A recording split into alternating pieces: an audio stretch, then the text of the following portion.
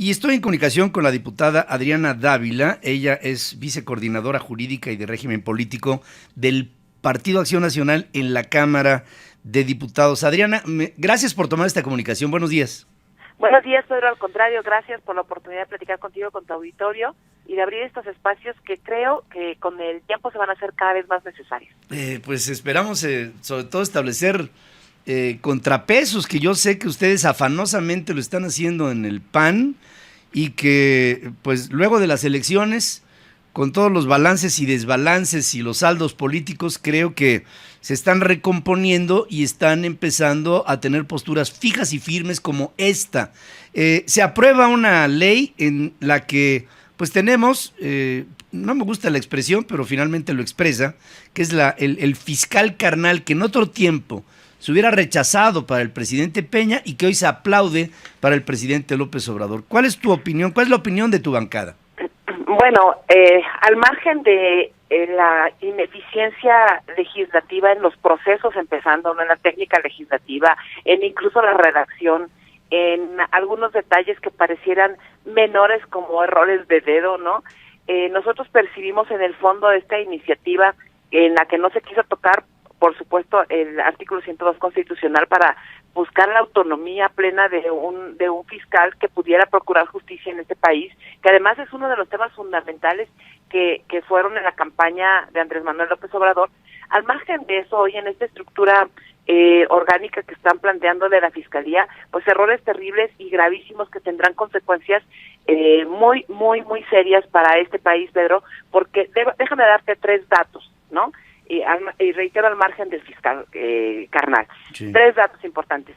Esta fiscalía que se pretende construir y establecer y que además ya fue aprobada el día de ayer, que no entraron en mayor discusión, tuvo una característica que es muy importante, que además está ligada con el plan de seguridad de Andrés Manuel López Obrador.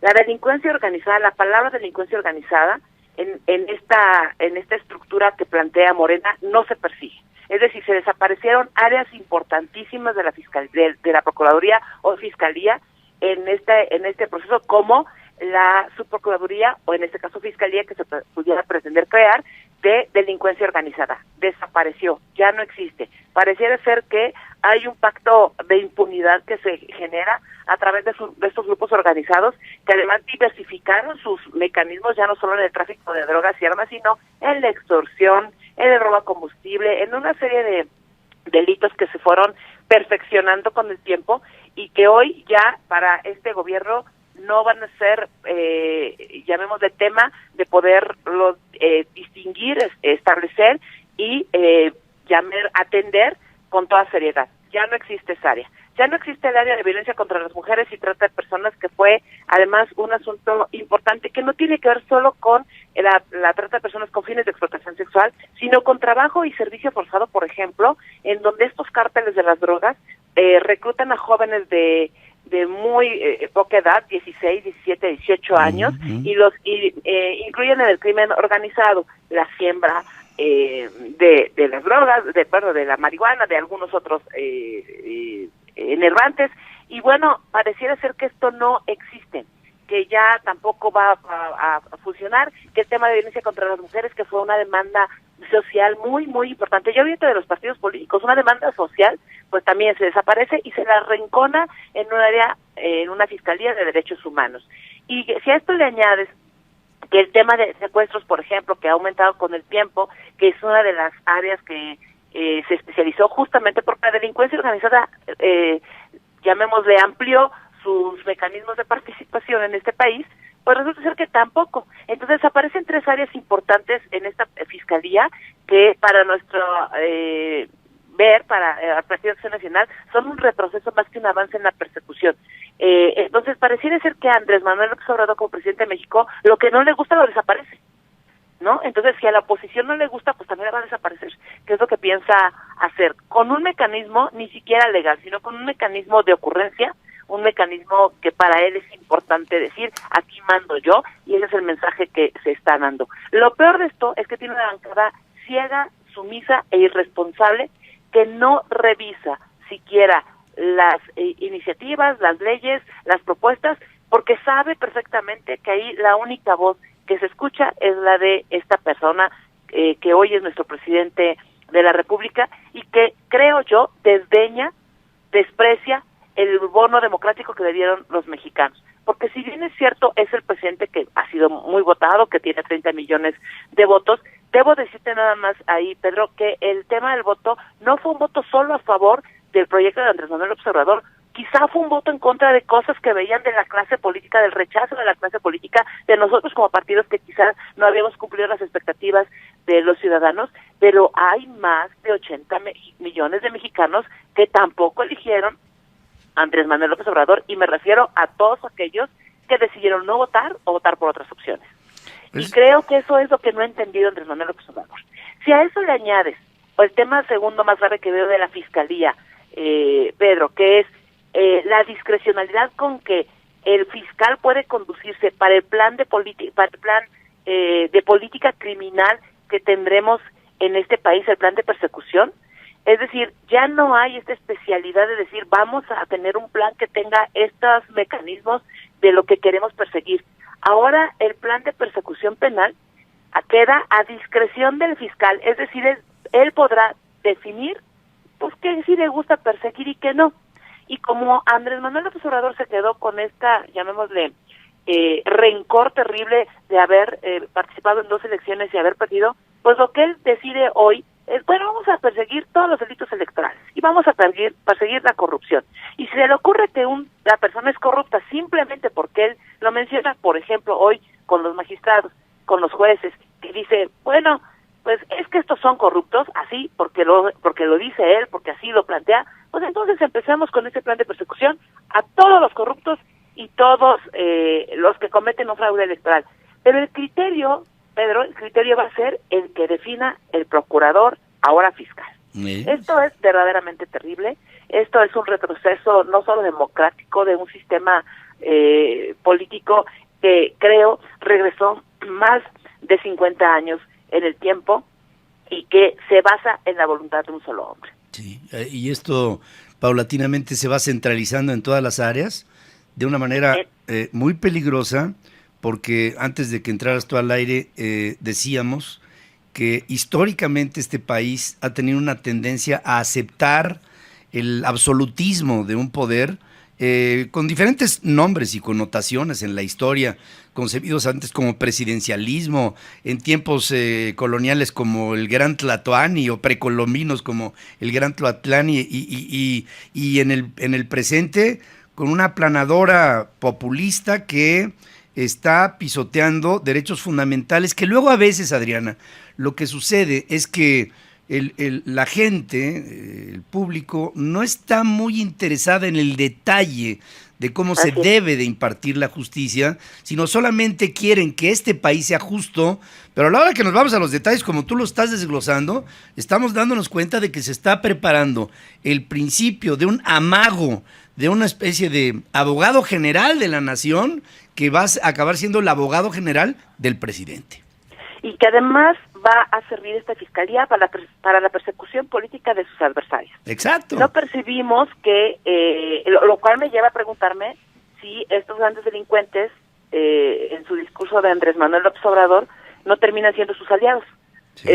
Y me refiero a grupos de verdad criminales, porque en esta fiscalía se esconde, Pedro, todo este proceso que él prometió durante la campaña, que es la famosa amnistía, sí, que es cómo perdonar a aquellos grupos que de una u otra manera, pues dice él y justifica que pues se cometen delitos pues porque son pobres, ¿no?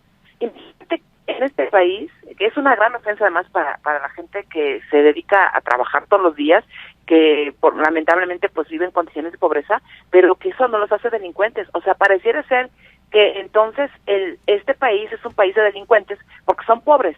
No, este país tiene pobres porque ha tenido autoridades, por supuesto, difíciles, que no han sabido entender esta circunstancia del país, pero hoy con el presidente que fue electo, pues lamentablemente lo que percibimos es que no se quiere combatir la pobreza, se quiere que haya mucho más pobres, como se ha venido planteando a lo largo y ancho de las participaciones de muchos de sus aliados de Andrés Manuel López Obrador. Ayer mismo una ocurrencia del PT en el Senado de la República, en donde plantea que los ministros, por ejemplo, sean propuestos por el Senado ahora y electos ratificados en una consulta popular.